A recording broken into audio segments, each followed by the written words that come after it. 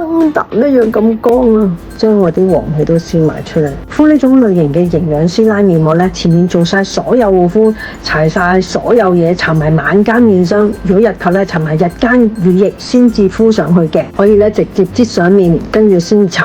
或者甚至乎咧，擠上個棒度，跟住先至搽上去嘅。其實唔使敷好厚，因為呢個濃度好高。主要咧就係谷胱甘肽、美白淡斑，同埋裏邊有杏仁油，滋潤啦、乾澤啦，撕出嚟就係令到皮膚去走黃氣、淡化黑色素，令到皮膚又白又滑。佢仲有膠原蛋白緊緻效果㗎，佢就唔會變透明嘅，所以佢乾咧你係未必睇得出嘅。正常嘅厚薄啦，半個鐘度佢就基本上乾透。頸毛咧建議大家做埋。要白一齊白，佢可以令到緊緻淡化，又令頸紋都淡啲。